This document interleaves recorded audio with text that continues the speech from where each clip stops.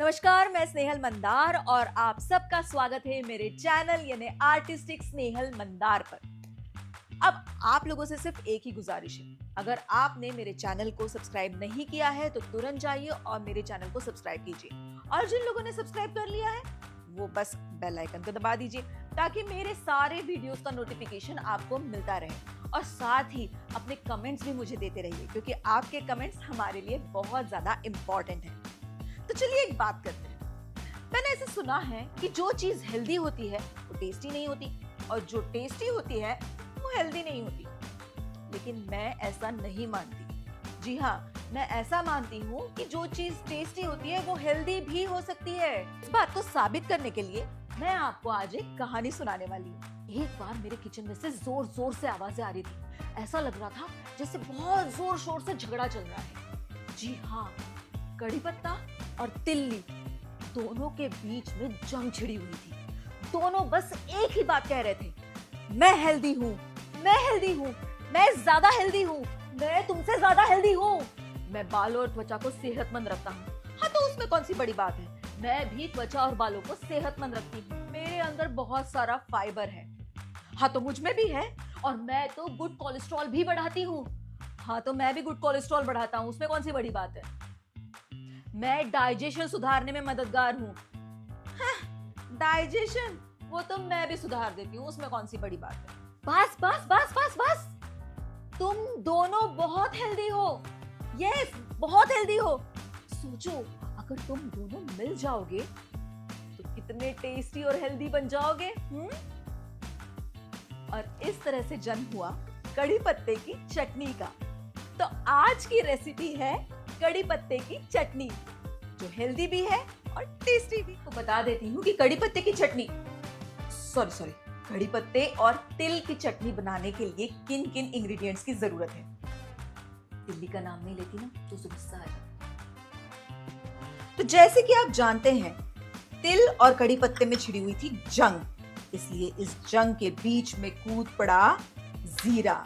इसकी तासीर ठंडी जो होती है, और जीरे का साथ देने के लिए आ गई हल्दी, मिर्ची और नमक। आमतौर पर चटनी बनाने के लिए पीसना बहुत जरूरी होता है, लेकिन यहाँ पीसने से पहले भूनना ज्यादा जरूरी है। चलिए, सबसे पहले हम पैन को अच्छी तरीके से गरम कर लेंगे, और फिर इसमें जाएगा कड़ी पत्ता। इसे बहुत अच्छे से धीमी आंच पर भून लेना है, तब तक जब तक ये अच्छे से क्रिस्पी नहीं हो जाता।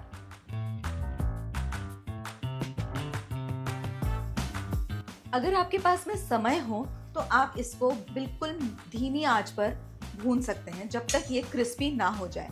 लेकिन अगर आपके पास में बहुत सारा समय है तो आप इसे फ्रिज में रख दीजिए। जी हाँ, इसके अच्छे से पत्ते निकालिए और इसे धोकर सुखाकर फ्रिज में रख दीजिए, और तब तक रखिए जब तक कड़ी पत्ता क्रिस्पी नहीं हो जाए।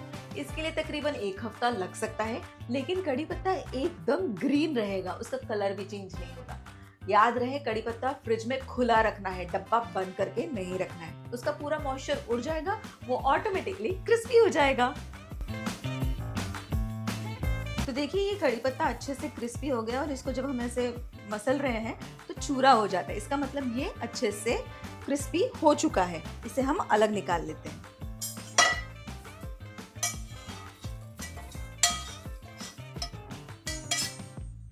और अब इसी पैन में हम डालेंगे हमारी तिल। इसे भी अच्छे से ड्राई रोस्ट कर लेना है।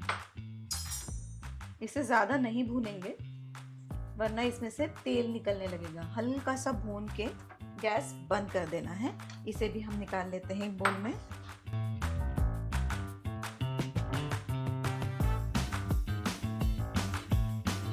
तो अब मैंने ले लिया मिक्सर का एक जार। ये सबसे स्मॉल साइज का जार है। इसमें गया ये भुना हुआ क्रिस्पी कड़ी पत्ता, पूरी तिल,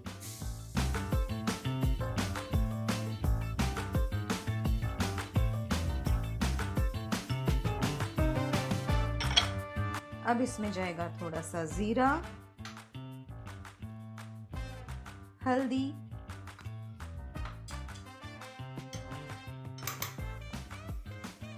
मिर्ची और नमक।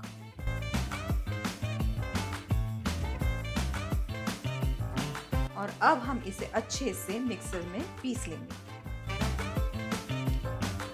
ओके, सो इसको पीसते समय हमें ध्यान रखना है कि हम इसको पहले एक पर पीसेंगे और फिर पी पर लेकर आएंगे।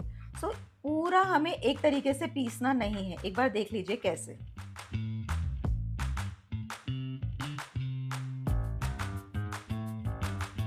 अगर हम इसे एक साथ चलाते रहेंगे तो ये तेल छोड़ने लगेगा, इसलिए इसे रुक रुक कर पीसना जरूरी होता है।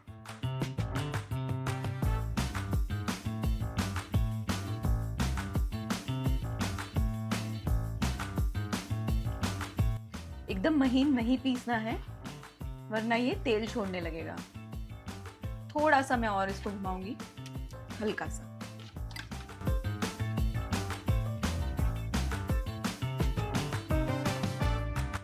अब इसे हम सर्विंग बोल में निकाल लेते हैं।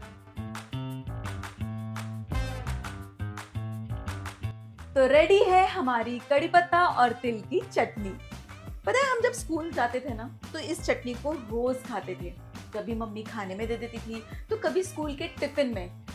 इसके ना पराठे भी बहुत अच्छे बनते हैं। कभी कभी इसे मसालों में भी यूज किया जा सकता है। जो ग्रेवी वगैरह हम बनाते हैं उसमें भी इस चटनी का यूज किया जा सकता है। या फिर प्लेन रोटी या पराठा ले लो, उसमें तेल या घी डाल दो और ऊपर से इसको स्प्रिंकल करके रोल बना के खा लो। हम तो स्कूल में इसे यूं ही लेकर घूमते रहते थे और खाते रहते थे। इस चटनी को खाने से हड्डियां मजबूत होती है, क्योंकि इसमें तिल का तेल भी होता है जो हड्डियों के लिए बहुत बहुत फायदेमंद होता है। इसके अलावा इसे खाने से इन्फ्लेमेशन कम होता है, त्वचा मतलब रौनक आ जाती है स्किन पर तो, और बाल एकदम खूबसूरत हो जाते हैं। जिन लोगों को कम एज में बाल सफेद होने लगते हैं उनके लिए भी ये चटनी बहुत फायदेमंद है। और सीनियर सिटीजन्स या प्रेग्नेंट लेडीज जिन्हें खाने पीने को लेके बहुत सारे बंधन होते हैं, वो भी इस चटनी को खा सकते हैं, क्योंकि इसकी न्यूट्रिशनल वैल्यू बहुत ज़्यादा है। इससे हड्डियां मजबूत होती है और ज़्यादा मसाले भी नहीं हैं, जिससे ये डाइजेशन में बहुत आसान होती है और हल्की होती है। तो देखा आपने, कड़ी पत्ता और तिल्ली से आप कितनी टेस्टी चटनी बना सकते हैं। अब तो आप ये नहीं कहेंगे ना कि जो चीज़ टेस्टी होती है वो हेल्दी नहीं होती और जो हेल्दी होती है वो टेस्टी नहीं होती। अगर आपसे ऐसा कोई कहे तो ये चटनी बना के उसे खिला देना और फिर कहना कि अब बोल।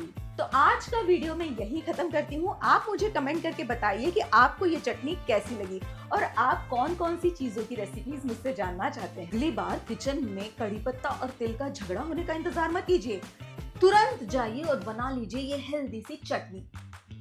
और मेरे साथ बने रहिए मेरे चैनल आर्टिस्टिक स्नेहल मंदार पर।